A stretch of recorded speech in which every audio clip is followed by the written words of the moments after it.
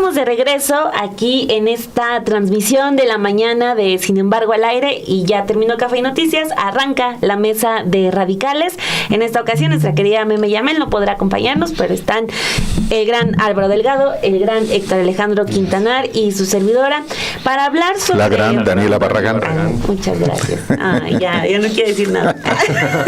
Muchas gracias. Y vamos a arrancar con un tema que ya lo venimos platicando en Café y Noticias, que es un análisis. Vamos a hacer un análisis sobre todo lo que ha ocurrido luego del asesinato de Carlos Manso, este lamentable hecho que ocurrió el fin de semana en Uruapan y que pues ha generado muchísima indignación válida, y que también nos obliga a hablar sobre las estrategias de seguridad. Esto luego de que la presidenta Claudia Sheinbaum por segundo día consecutivo insiste: no va a haber otra guerra contra el narcotráfico, eso es seguro. Entonces, vamos a hablar sobre estas estrategias, las distintas soluciones que han intentado dar los distintos gobiernos a este problema de la inseguridad, que particularmente en Michoacán tiene muchas aristas, como pues se ha venido manejando. Es una entidad con mucha riqueza, con mucho potencial, pero que también ha funcionado para que sea unido y para la extorsión, para la delincuencia, para los grupos delincuenciales. Entonces es un tema complicado, así que arrancamos con el análisis de esta mesa. Héctor Alejandro Quintanar, adelante. Muchas gracias. Empezamos siempre hacia la izquierda, así que me toca a mí continuar esta introducción. Y primeramente, buenos días, colegas, buenos días a la audiencia de radicales.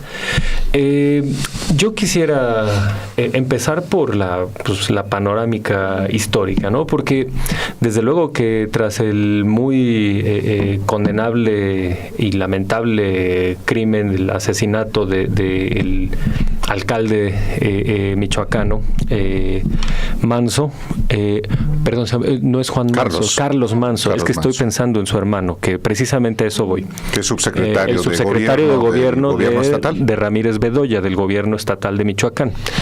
Y me llamó mucho la atención que pues esta posición de su hermano y la posición de su viuda, Grecia Quirós, que llamó a que las protestas o la inconformidad ante este crimen se llevaran a cabo con mesura, ¿no? Ante el hecho de algunos actos vandálicos y algunos hechos que ante el crimen ocurrieron en localidades de Michoacán. Me parece que esta reacción del entorno más cercano el alcalde asesinado refleja ahí cierta prudencia, cierta cautela, y también refleja que, no podemos olvidar que Juan Manso es un subsecretario de gobierno y que tienen conocimiento mayor de qué situación existe en Michoacán, mientras cierta reacción generalizada en las derechas mexicanas, en la oposición fundamentalmente comentocrática o partidista, es la de construir una especie de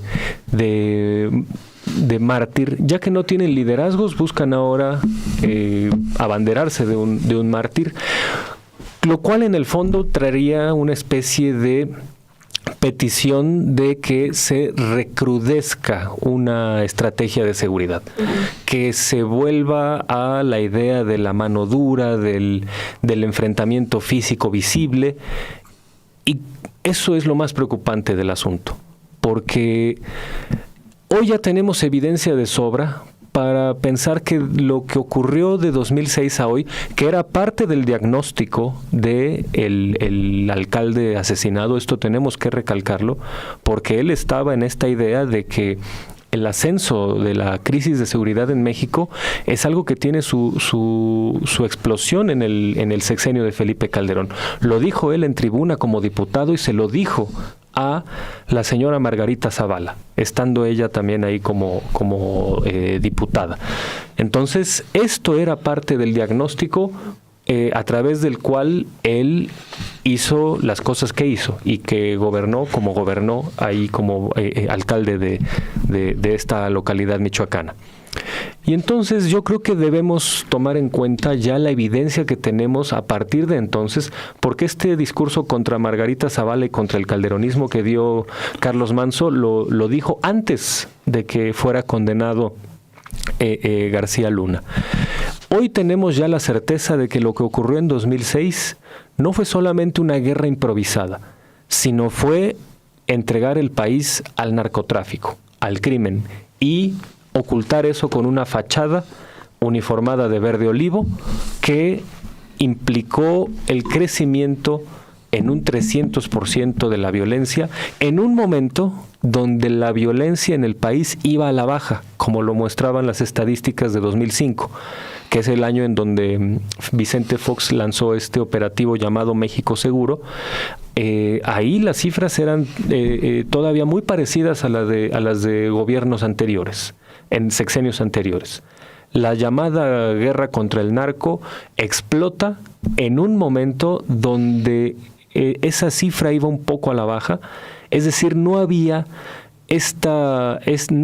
datos en el diagnóstico que pudieran justificar una acción absolutamente fuera de la ley, absolutamente extraordinaria, por llamarla de algún modo, porque los datos no eran extraordinarios.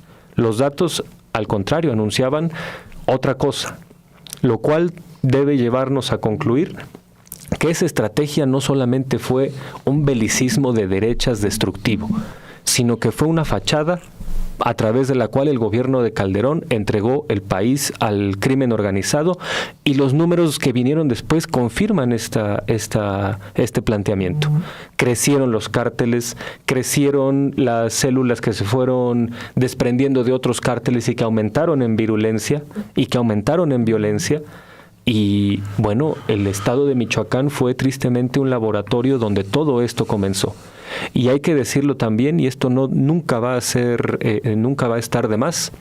La periodista Olga Warnat, en el libro que publicó en 2020, luego de años de que no lo pudo publicar por razones de censura, que se llama Felipe el Oscuro, ahí se acredita cómo antes de haber nombrado a García Luna, Juan Camilo Muriño recibió información de primera de grupos del ejército y de inteligencia mexicanas, como los testimonios de Herrera Valles, por ejemplo, o el general Ángeles Daguajare, donde se le dijo al entorno cercano de Calderón, cuando estaba ya tomando las decisiones de quién iba a quedar como encargado de seguridad y otros espacios en el gabinete, que ese personaje, García Luna, estaba vinculado al narcotráfico, y Muriño lo que hizo fue hacer un berrinche, salirse de ahí y impulsar que Calderón respaldara a García Luna como su secretario de Seguridad Pública. Entonces, hoy no solo se vive otra estrategia que probablemente tenga que cambiar en algunos aspectos, tenga que atornillarse, pero además de que es una estrategia contraria a ese belicismo de derecha, hoy no tenemos ninguna evidencia de que haya esta entrega al país al narcotráfico. Creo que sí merece la pena mencionarse esto, porque no fue solo un belicismo de derecha, insisto, fue algo también corrupto que pues explica muy bien que se haya iniciado ese incendio a partir de 2006.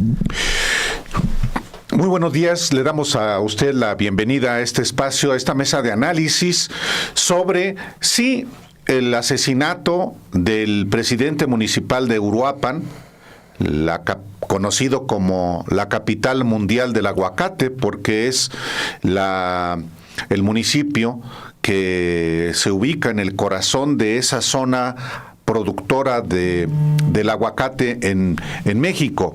Y es muy relevante impulsar este análisis más allá del hecho mismo. Obviamente yo manifiesto mis condolencias a la familia, a los familiares, a los vecinos, a los habitantes de Uruapan y todo el estado. Pero también este hecho deleznable, cobarde, cruel, vil, nos coloca también en la obligación de analizar no solamente 2 estrategias para combatir la delincuencia en nuestro país, sino también identificar los 2 proyectos de nación. Una cosa no está separada de la otra. La estrategia de guerra iniciada por Felipe Calderón en 2006 también es medible. Como es medible ya, si ha resultado eficaz la estrategia de paz, así denominada desde el 2018 por los gobiernos de la Cuarta Transformación, el de Andrés Manuel López Obrador y el de Claudia Sheinbaum. Y digo que es muy importante ponderar las 2 estrategias porque ya hay datos medibles al respecto. No solamente son los 2 sexenios, el de Calderón y del Enrique Peña Nieto, que tenemos ya a disposición información rigurosa de lo que pasó en esos 12 años, sino que ya tenemos también, conforme a la misma metodología, información de lo que ha pasado en 7 años de gobiernos de la Cuarta Transformación. Y en ese sentido, entonces, la discusión debe ser cuál de las 2 estrategias funciona realmente, considerando, es obvio, que en México tenemos un problema serio de inseguridad y de violencia en muchas zonas del país.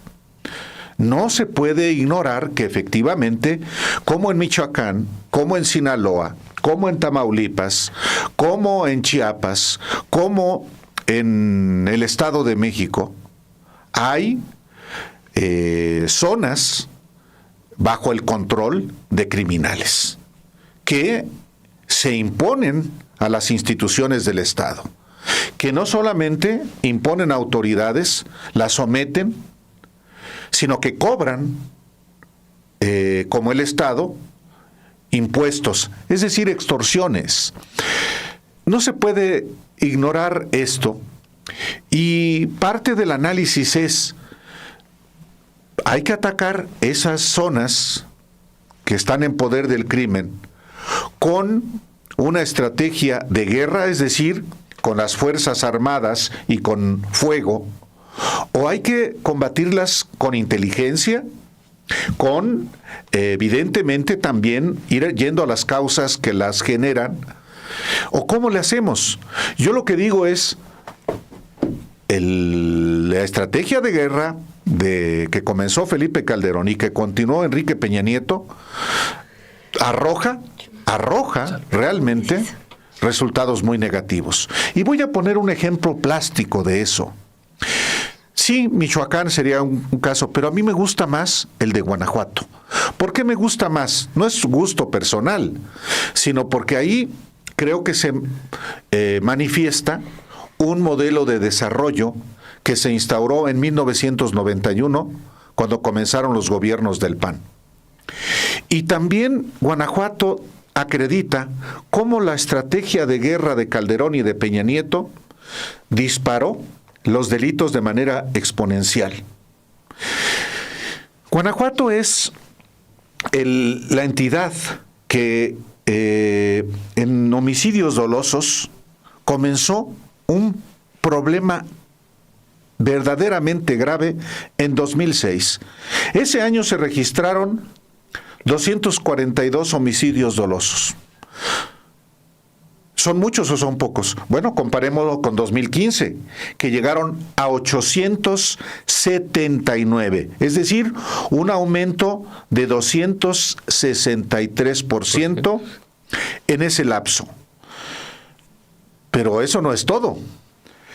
En 2018, cuando llega Andrés Manuel López Obrador a la presidencia y los guanajuatenses vuelven a votar por el PAN, los homicidios llegaron a 3,493. La cifra, una cifra altísima, pero en 2024, cuando vuelven los guanajuatenses a votar otra vez por el PAN, los homicidios llegan a 4,015.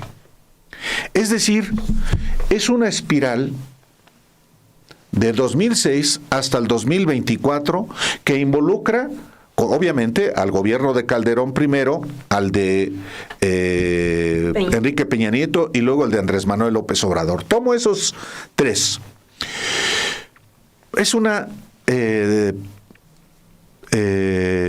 cifra escalofriante. En Guanajuato, esa espiral de violencia obedeció justamente a que Guanajuato también fue un laboratorio de la propia guerra de Felipe Calderón, que continuó con Peña, porque los panistas lo hicieron suyo, esa estrategia, y con Peña y con López Obrador. ¿Por qué no querían coordinarse los panistas de Guanajuato con el gobierno de López Obrador? ¿Por qué no? Porque ellos tienen su propio proyecto. Y su propio proyecto, que incluía un fiscal que duró justamente los sexenios en realidad desde el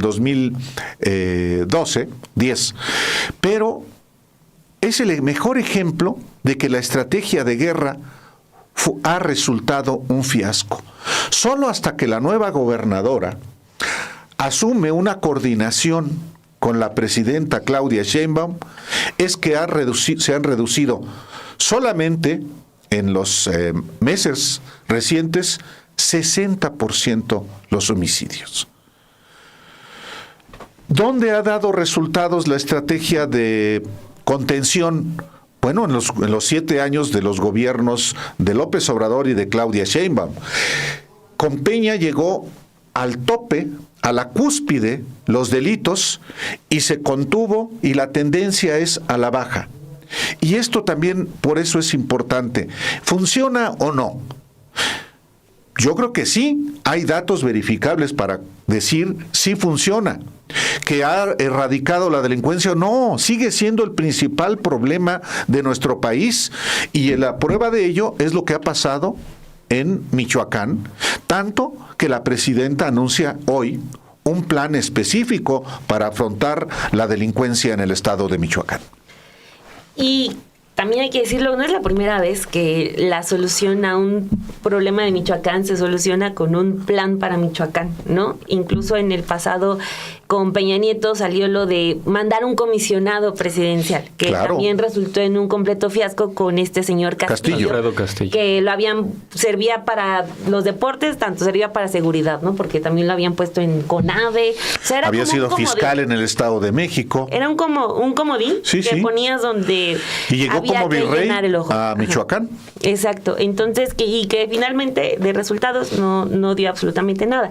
Entonces, ahí hay un primer reto de demostrar que este plan se va a hacer de manera distinta a lo que ya se ha hecho, porque pues no es la primera vez que los gobernantes optan por una solución de esta naturaleza. Ahorita que mencionabas, Álvaro, lo de Guanajuato, creo que también ahí el tema, si bien es muy grave, considero que mediáticamente se ha utilizado para restarle un poco de responsabilidad a los gobernadores de Morena. Siento que se dice, no, es que sí vamos trabajando, pero vean Guanajuato, ¿no? Y siempre es, ahí gobierna el PAN, y sí, claro, tienen por completo responsabilidad. Pero siempre se saca la carta de Guanajuato para decir, Michoacán no está tan mal porque no está como Guanajuato. Guerrero no está tan mal porque no está como Guanajuato. Y creo que aquí entra el punto de Alfredo Ramírez Bedoya. Hoy el periódico El País trae diversas fuentes cercanas a Carlos Manzo, donde hablan que el gobernador está desatendiendo porque está viajando mucho, ¿no? Anda ocupado en muchos viajes. Estábamos, y lo cuento rápidamente, en la unidad de datos metimos solicitudes de información sobre los viajes de los gobernadores. Estábamos viendo la periodista Ale Padilla si ya había respondido Michoacán, y no ha respondido, y tampoco podemos saber los viajes de Ramírez Bedoya porque no los transparenta, ¿no? Entonces, ahí hay una pista que obviamente vamos a seguir, pero ya se empieza a hablar sobre esa desatención que tiene Ramírez Bedoya, ¿no? Porque, pues sí, mucho se habla de lo que puede hacer la presidenta ya van estos 2 días que da ella la cara a los mexicanos, y lo tiene que hacer, detiene los planes que estaban saliendo, y cosas que para algunos pueden ser banales, para otros no, como el mundial, pero dice, no, hay que atender esto, hay que mandar a las secretarías a Michoacán a hablar con la gente, con comunidades campesinas, con empresarios que también están muy indignados para atender, pero creo que también es momento de que empiecen a salir las y los gobernadores de Morena. O sea, durante la administración del expresidente López Obrador, en muchas ocasiones salían o llevaba algún reportero algún tema de algún estado, y el presidente pues decía, es buena persona, confíen, lo va a hacer, trae guerra sucia, y ahí moría el tema. Y creo que también ahí se acomodaron muy bien, se pusieron muy a gusto ciertos gobernadores. Por ejemplo, pasó con varias quejas de Laida Sansores, que el expresidente López Obrador pues hablaba bien de ella en la mañanera y pues hasta ahí quedaba el tema. Entonces creo que es momento en el que ya la presidenta, no solamente ella empiece con a echar a andar el Plan Michoacán, que vuelvo a repetir, no es novedoso, pero sí tiene que ser novedoso en cuanto a una implementación eficaz, pero también en empezar a hablar sobre las responsabilidades que tienen las y los gobernadores.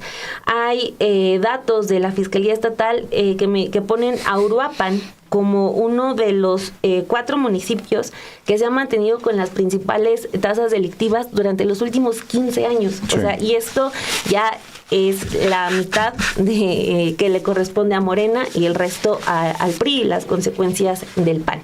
Y cerraría con esto mi primera participación, porque me parece que las cosas, estos dos temas no tienen que ir peleados, ¿no? Hay muchas críticas, por ejemplo, ahorita sobre es que por qué le siguen echando la culpa a Felipe Calderón y por qué siguen hablando de Calderón. Me parece que están muy claras las responsabilidades de que ahorita le compete 100% al gobierno de Morena, federal y estatal, esclarecer los hechos, demostrarle a la gente que va a haber cambios que se sientan, que sean palpables en Michoacán. Pero también no podemos separarnos de lo que ocurrió, porque es algo de lo que ocurrió en el pasado, porque es algo que el propio Carlos Manzo también hablaba, y ya lo apuntabas tú, Héctor Alejandro, en sus discursos, que es cosa que los panistas y los priistas parece que no escuchan, porque si bien están enalteciendo su figura, su trayectoria, pues parece que esas pequeñas críticas al panismo se les olvidan o las pasan por alto, ¿no? Y ahorita sí están intentando colocarlo como mártir cuando no se dan cuenta que ese mártir no estaba con ellos, ¿no? Que también nos lleva a hablar de un asunto político. Ayer estaba leyendo por qué Carlos Manzo sale de Morena, ¿no? Que es porque en la encuesta ponen a otra persona, le dicen, no, pues tú no sales ganador para ser alcalde de Uruapan. Él se sale de Morena y gana Uruapan con el 66% de los votos, ¿no? Obviamente la popularidad sí respaldaba a Carlos Manzo, sí la gente en Uruapan sí estaba pues por darle el voto, pero Morena con una encuesta le dice, no, vamos a poner a otra persona, ¿no? De ese tipo de casos que se repitieron en varias entidades, en varios municipios. Pero en fin, creo que una cosa no va peleada con la otra. Claro que tenemos que hablar de la guerra contra el narcotráfico de Calderón como ese modelo de guerra que sorpresivamente la derecha sigue teniendo como única solución. O sea, pues es que ellos son los que se están impulsando. Uh-huh. O sea, años después, con toda la evidencia, sí, de verdad no son capaces de pensar en otra alternativa que no sea la guerra y que no sea pedirle ayuda a Estados Unidos. Pues es eso exactamente, uh-huh, esa es exactamente la cantaleta que traen. Uh-huh. Sí, no, es que hay la mano firme. Entonces no es que uno lo traiga a cuento. La derecha es la que resucita, y no solamente el PAN. Toda la derecha, incluyendo Salinas Pliego, uh-huh, justamente son ellos los nostálgicos de la mano dura y de la guerra. Que no sirvió para absolutamente nada, y eso también hay que decirlo, por más que puedan decirnos que sonamos a disco rayado, ¿no? Pero el decir eso tampoco le resta responsabilidad a nuestras autoridades actuales, porque sí, ya son 7 años en los que nos gobierna un mismo partido, y claro que ya hay un nivel de responsabilidad igual de grande que lo que nos llevó a este nivel de violencia. Es que estoy de acuerdo en este planteamiento. En algún momento de 2008 incluso se llegó a hablar desde el PAN de que había una necesidad de guanajuatizar el país. No. Precisamente hay que enfatizar eso. ¿Cómo puedes tú presumir algo como Guanajuato, un estado como Guanajuato, que tiene estos números, que tiene toda esta evidencia y que simplemente se presumía porque pues ahí tristemente se siguió votando por el PAN, se siguió respaldando a esta inercia desde 1991 a la fecha? Y es algo así como este voto incondicional que se le da a este partido, que también ocurre en una alcaldía como la Benito Juárez, sin que haya realmente un proyecto y una evidencia que respalde a esos gobiernos como eficientes, como eficaces, como buenos gobiernos, cuando no es así. Y eso es algo que también debemos reflexionar, cómo algunos ejercicios de simulación pueden resultar suficientes para que se dé la impresión de que se trabaja en algo cuando en realidad no es así. A mí me sigue sorprendiendo cómo se le dé se trate con tal desdén a la historia. Tú no puedes resolver ningún problema si no tienes un diagnóstico claro de qué es lo que pasa. Y hay que repetir el diagnóstico. No se trata solo de echarle la culpa al pasado, sino entender cómo llegamos hasta donde llegamos. Sin entender que cuando hay un gobernante que pone a un narcotraficante en un cargo clave, hay un deterioro necesariamente hay un deterioro institucional que va a costar mucho resarcir. Y aunque el siguiente gobierno que llegue sea absolutamente impoluto y tenga las mejores intenciones, pues va a haber una falta de herramientas, porque tristemente todos los gobernantes que llegan a un cargo así tienen mandos medios y tienen ya una burocracia y tienen inercias institucionales con las cuales tienen que trabajar. No se trata de echarle la culpa al pasado, se trata de entender un diagnóstico completo para saber qué hacer. Y en esa medida, pues la reacción de exigir que se regrese a estos tiempos donde había retenes militares en cada carretera y había operativos visibles de la Policía Federal, había operativos visibles de la Marina, etcétera. Pues uno se pregunta, bueno, ¿y de verdad esta idea de decirle a la ciudadanía, vean cómo enfrentamos al crimen organizado físicamente, visiblemente, con menos inteligencia y más fuerza? Pues bueno, queda claro que no funcionó. Yo escuchaba a un analista de seguridad con el periodista Jesús Escobar, David Saucedo se llama, y él planteaba que uno de los que considera errores o una de las que él considera equivocaciones de la estrategia de seguridad que sigue ejerciéndose en el país es el hecho de que las policías municipales se empleen para combatir al crimen organizado, porque en espacios donde hay muchos municipios, esa policía queda más vulnerable que eficiente para resolver este tipo de problemas, por la sencilla razón de que con recursos limitados y con operatividad limitada y con jurisdicción limitada, se enfrentan a cuerpos que tienen recursos, si no ilimitados, muchísimo más grandes que los de ellos. Entonces, que esta inercia que viene de un sistema estadounidense de combate al crimen tendría que cambiar por un modelo más latinoamericanista, entendido como que se tiene que reforzar la cuestión de la policía estatal, o que haya una policía nacional que sea la que enfrente este tipo de crimen organizado.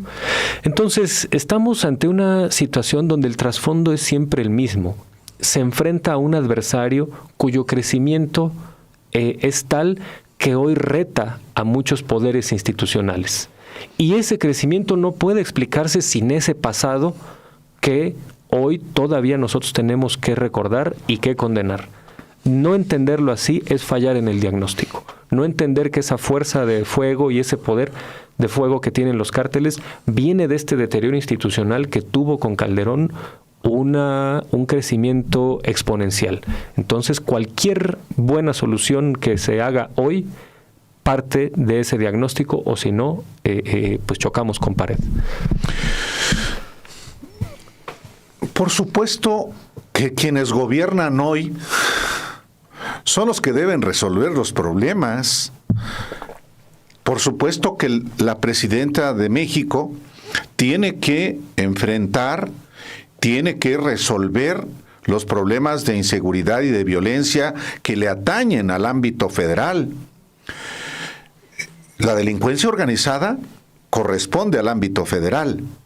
Y sí hay muchos homicidios que corresponden al ámbito estatal, todos son del foro común los homicidios. El tema es que cada nivel de gobierno obviamente está obligado a actuar en el ámbito de sus competencias. Cuando yo hablo de la estrategia de Calderón y de Enrique Peña Nieto, no es por nostalgia personal, como muchos dicen, es que ya olvídense de Calderón. No, es que no podemos olvidarnos de Calderón porque es una estrategia que se aplicó y no solamente dio pésimos resultados, sino que hay muchos nostálgicos que la están queriendo retornar, por lo menos en el debate público sobre la violencia y la inseguridad que existen hoy en nuestro país. Lo que digo es, hay que ponderar una y otra. Y claro, hay gobernadores comodinos, particularmente los hubo en el gobierno de Andrés Manuel López Obrador. Aquellos que inclusive se abstenían de emitir declaraciones porque la voz cantante la llevaba López Obrador y todos se acogían a su sombra. Las cosas han cambiado y todavía hay quienes se abrazan a la presidenta Claudia Sheinbaum por la valoración, por el respaldo popular que tiene. Y eso los hace soslayar su responsabilidad. Y no es solamente a los de Morena, también a los que gobiernan del PRI, del PAN y del partido político Movimiento Ciudadano. Siguen diciendo, no, sí, presidenta, y le piden que manden a lo que hoy es el instrumento más contundente y más eficaz en términos de seguridad pública y de prevención, que es la Guardia Nacional, sin fortalecer las policías municipales y las estatales. Entonces, y además porque hay, es mi amigo Omar García Harfuch. Pues sí, es el secretario de Seguridad Pública, es el responsable de que esa estrategia que va a las causas, que esa estrategia de inteligencia, esa estrategia de prevención de resultados, junto con otras acciones del gobierno de la República. Pero se les hace fácil que venga Omar y que dé la cara y los gobernadores a su sombra. También ese es creo, un problema que ha evitado que los gobernadores, como debe ser, se coloquen al frente de las estrategias o de una estrategia para prevenir los delitos y para combatir los delitos que a ellos les incumben, incluyendo las fiscalías estatales, que si la federal es un fiasco, las fiscalías estatales son un desgarriate. Entonces, un tema que sí es fundamental para que el gobierno de la República, junto con los gobiernos estatales y también municipales, tenga mejores resultados, es la coordinación. Y creo que en ese sentido sí se ha avanzado en el gobierno, en este primer año de Claudia Sheinbaum, y se avanzó con López Obrador, con las renuencias que hubo con algunos gobernadores. Tenemos ya datos para valorar si fue eficaz o no la estrategia en el sexenio de López Obrador. No es un dato menor que se haya contenido la espiral, la tendencia a la alza. Y eso siempre es importante. Son importantes los números absolutos, pero también son importantes siempre las tendencias. Si puse el ejemplo de Guanajuato, es que es el ejemplo más plástico, no solamente de un modelo de seguridad pública, sino un modelo de desarrollo. ¿Por qué se disparan los delitos en Guanajuato? Pues también por la desatención a los jóvenes, a la población. Una sola preparatoria en León, Guanajuato. Es el mejor ejemplo de cómo al gobierno de la derecha, de la extrema derecha del PAN, la educación pública no le importa. Pero proliferaron las escuelas patito privadas, y quienes no tenían dinero para pagar esas escuelas patito sencillamente se quedaban. Por eso el fenómeno del pandillerismo en todas las colonias populares de León, y no solamente de León, de Irapuato, de Silao, de Celaya, de Salamanca, en todo el corredor industrial, y el abandono también del campo. Por eso aludo a Guanajuato, no por otra cosa, sino porque es un modelo como ningún otro. Podría hablar de Chihuahua y pasa algo semejante, con los gobiernos de Chihuahua en Juárez de manera particular. Pero, y también hay que poner ya modelos de Morena PRD, la Ciudad de México, o Michoacán. En Michoacán ha gobernado Cuauhtémoc Cárdenas Batel. Cuando comenzó, cuando es claro, jefe de la oficina de la presidenta, ¿no? Lázaro Cárdenas Batel, dije que bueno, también Cuauhtémoc fue en 81. Sí. Bueno, pero a Lázaro Cárdenas Batel lo sustituyó Leonel Godoy. En momentos también sustituyó con Calderón. Fue la vez del michoacanazo y el choque. Y luego gobierna el PRI con Fausto Vallejo, y luego con un interinato, y luego llega Silvano Aureoles y Ramírez Bedoya, que llega de rebote porque el Lorenzo Córdoba y las élites quitaron a Raúl Morón. Pero ya debió haberse instaurado allí un modelo de gobierno de la izquierda. Y no. Y los gobernadores de Morena tienen responsabilidad, sí. Ya lo vamos a ver en las siguientes elecciones, porque en muchos estados, por primera vez Morena va a defender estados en 2027. Entonces, y la gente va a valorar si han hecho lo adecuado, o si, como dicen sus críticos, o la gente, no necesariamente de otros partidos, también se acomodan con los criminales que hay en el lugar. Eso también hay que discutirlo de manera abierta.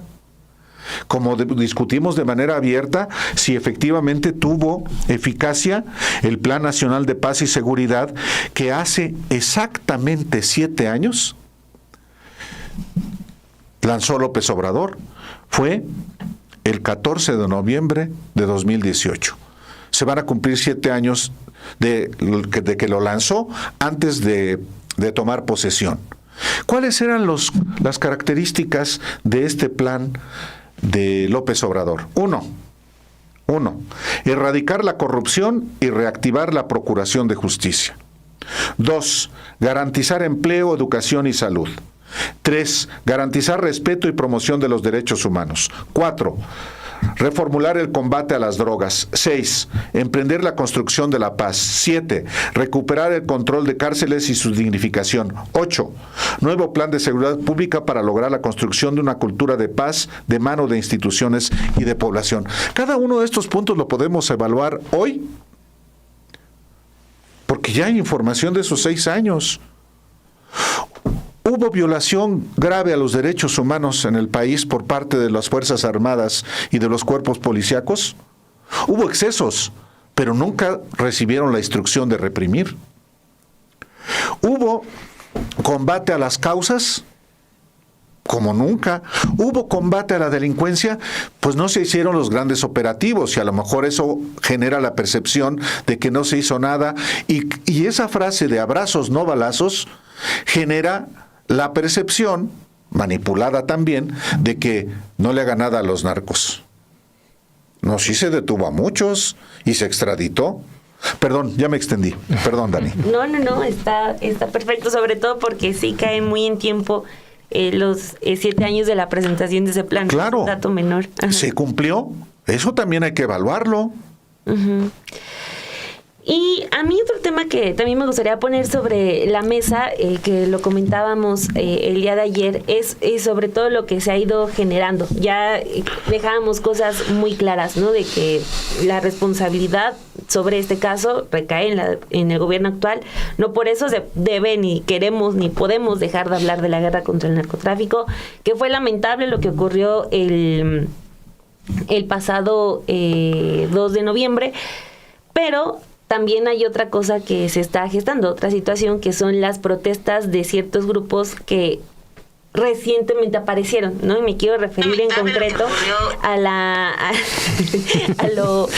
este grupo llamado Generación Z, que también hay que decirlo, sobre todo tiene exposición en Twitter, que ya desde ahí nos empieza a decir mucho, ¿no? Que es este espacio en donde la derecha siente que gana y siente que controla todo y se sienten los reyes del mundo, ¿no?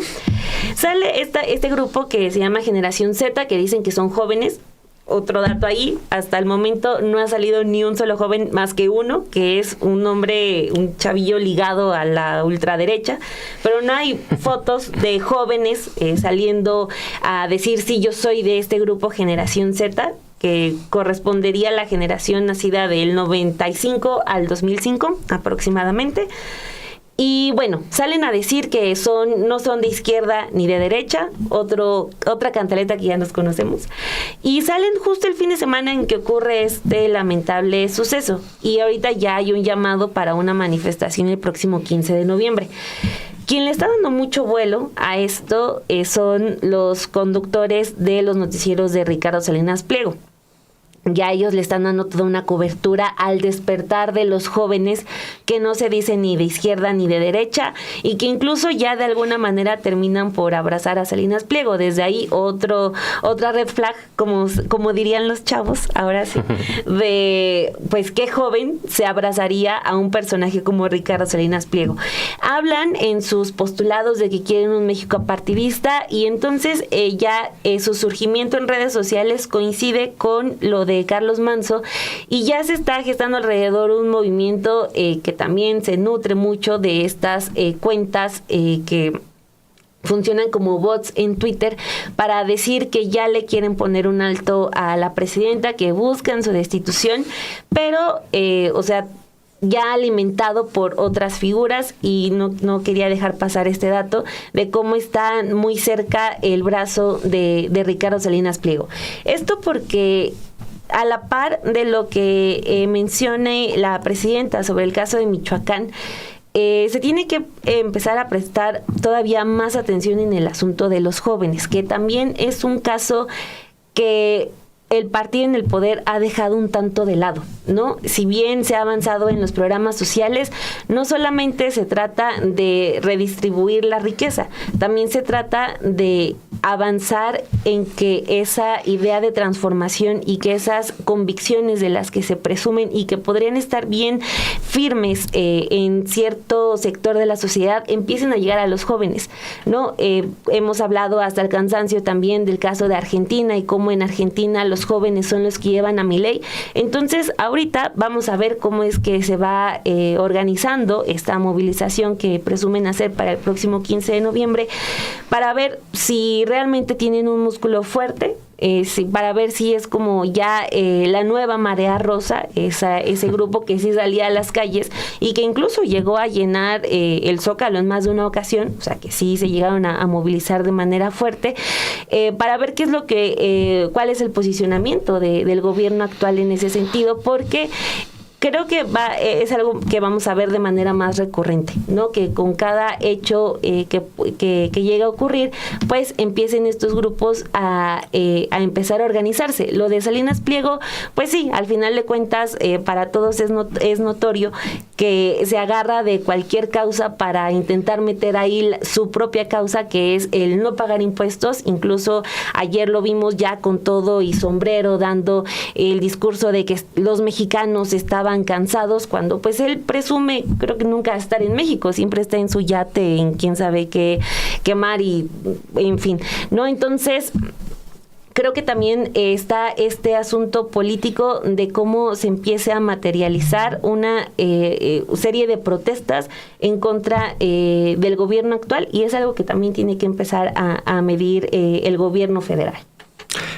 Justamente estaba yo pensando en esta parte y en los datos que daba Álvaro Delgado, porque efectivamente es una manera de entender cuánto ha avanzado y cuáles son los límites de la estrategia de seguridad que ha imperado en el país desde 2018.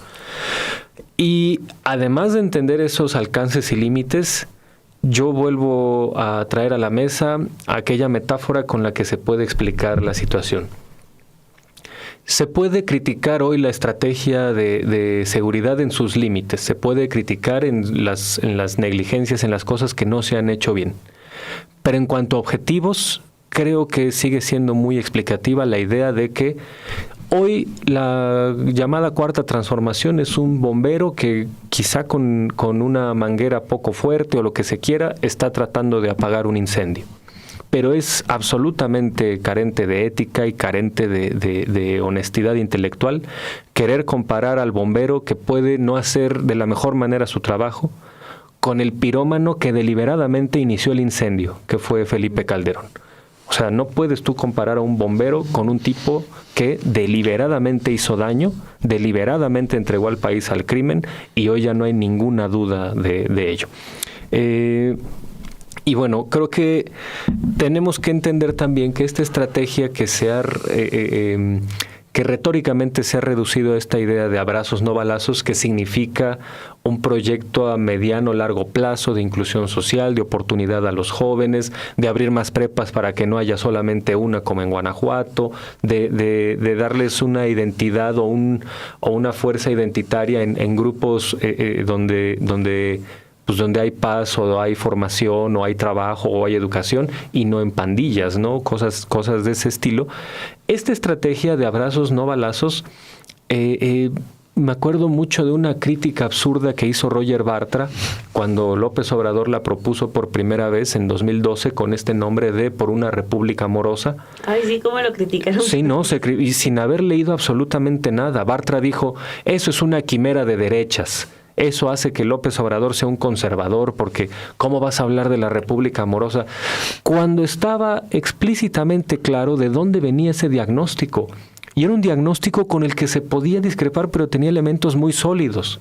El elemento central con el que López Obrador y su entorno difundían esto se basaba en que en sus recorridos municipio por municipio en este país, encontraron, por ejemplo, se tenía la idea de que, bueno, la gente se mete al crimen organizado, los jóvenes se meten al crimen organizado por falta de oportunidades económicas.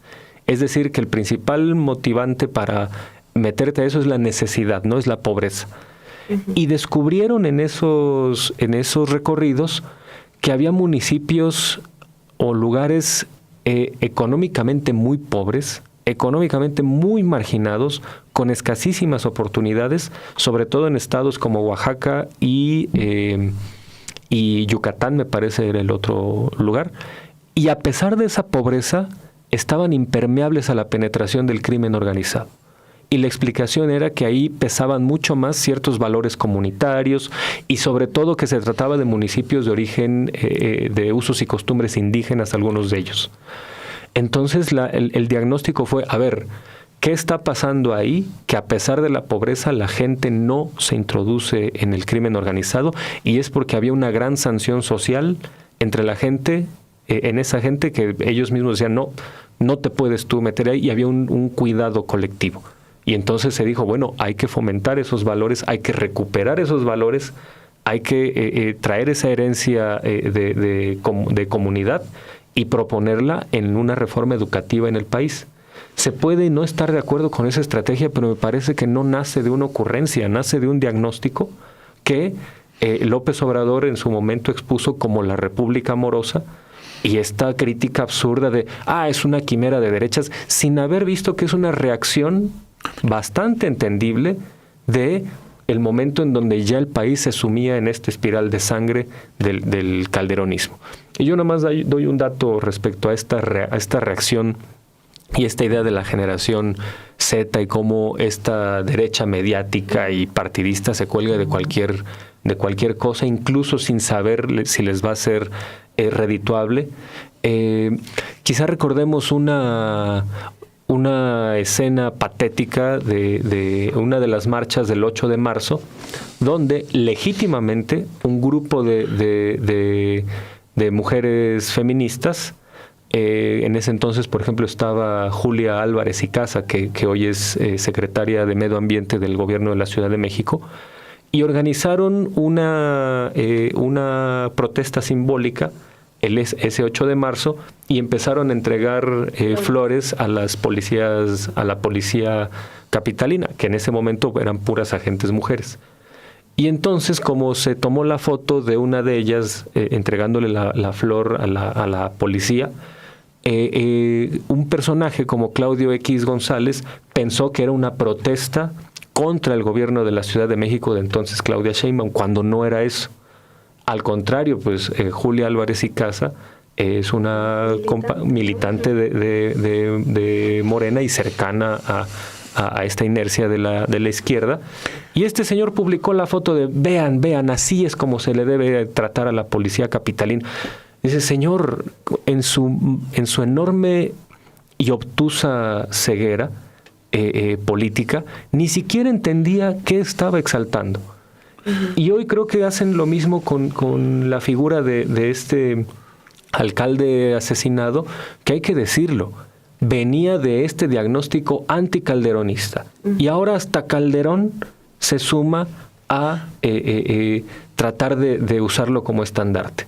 Me parece que es muy preocupante esta escasez de liderazgos, porque entonces están teniéndose que colgar de mártires, ¿no? Me parece muy, muy lamentable, me parece carroñero, oportunista y sobre todo hipócrita, y además se están echando un balazo en el pie porque ni siquiera saben a quién apoyan.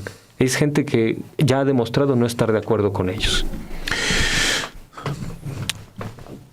Hay jóvenes que están inconformes, hay jóvenes que quieren protestar.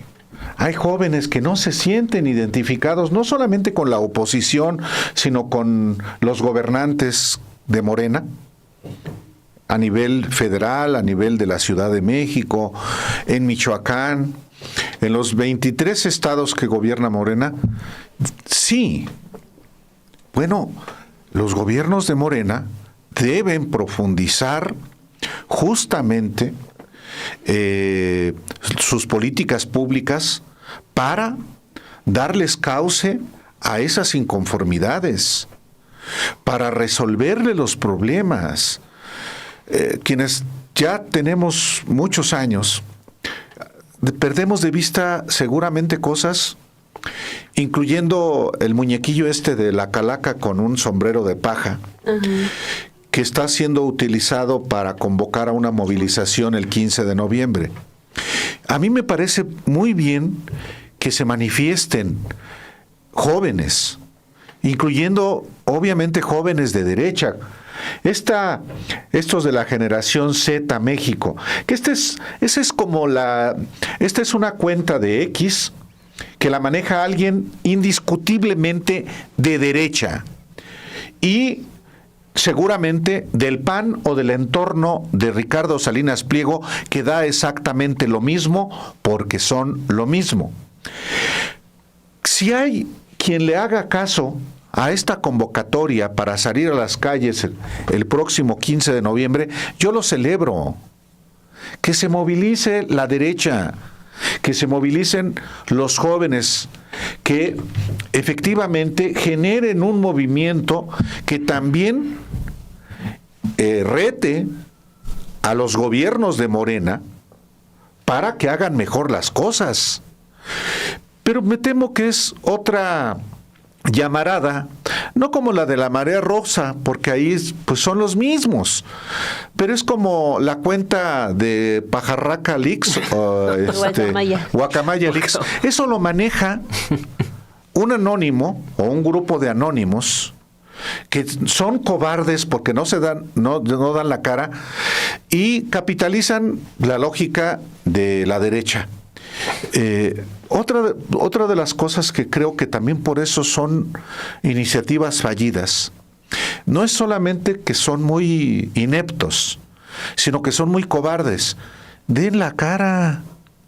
Lo que pasa es que tienen miedo, pues porque dando la cara, y no me refiero a su apariencia, no es el caso del tumbaburros, que se convirtió cuando era anónimo en un referente de un sector de la derecha, y cuando queda al descubierto su rostro, los racistas y clasistas pues lo desprecian.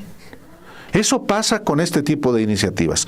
Concluyo yo mi participación el día de hoy enfatizando una vez más que lo que estamos discutiendo en esta mesa y lo que se discute en los espacios diferentes que hay de deliberación pública, cochambrosos como es X o otras redes sociales, o serios en los que sí hay una valoración de la información y de los datos. Lo que se discute en realidad son los dos proyectos de nación que estamos hoy viviendo en nuestro país. Si hablamos de la estrategia de guerra es porque arrojó resultados y porque la traen a cuento los que están en desacuerdo con la estrategia de paz que implementa el actual gobierno de la República, implementó el propio Andrés Manuel López Obrador. Con todas las críticas que yo le hago a esa estrategia, la prefiero por sus resultados medibles, verificables, a la que ensangrentó nuestro país. Y eso también nos hace, creo yo, ser sinceros ante nuestra realidad. Jamás de perder el sentido crítico ante lo que estamos viviendo, pero no podemos dejar de recordar lo que representó una estrategia cuyos efectos todavía los estamos sintiendo en nuestro país. Yo solamente agregaría eso, que no solamente es cómo llaman a la guerra, sino también cómo están llamando a Estados Unidos, que es otra vez un tema bastante pues son los vendepatrias y se enojan porque uno les dice vendepatrias a los vendepatrias. O sea, pasó de que arrobaban o le hablaban a Christopher Landó para soplones, quitavisas. Ahorita están pidiendo otra vez la intervención de Estados Unidos, a un Estados Unidos que está desesperado por intervenir abierta y secretamente en México, que nos debería alarmar a todos, incluidos a ellos, pero también decir que es una contradicción inmensa que estén pidiendo la ayuda de Estados Unidos cuando quizás el arma o las balas que atacaron a Manso, quien están enalteciendo, pues pudieron venir perfectamente de Estados Unidos. Así es. Bien. Y yo nomás una cosita que me parece vale la pena decir. Este discurso de esta paginilla ahí de Generación Z, de no somos ni de derecha ni de izquierda. Pues porque son de derecha. Son de derecha y se asemeja mucho al discurso de cuando en esta película del Guasón, del Joker, ¿no? Que le dicen, oye, ¿y tú qué postura política tienes? O algo así. Dicen, no, yo no creo en nada. Y es una manera también de decir que solamente se cree en esta... no quisiera decirle anarquía. La anarquía es una tradición de las izquierdas muy es esta negligencia política, esta politizar, o más bien usar políticamente a los despolitizados, es crear como grupúsculos de choque o algo así.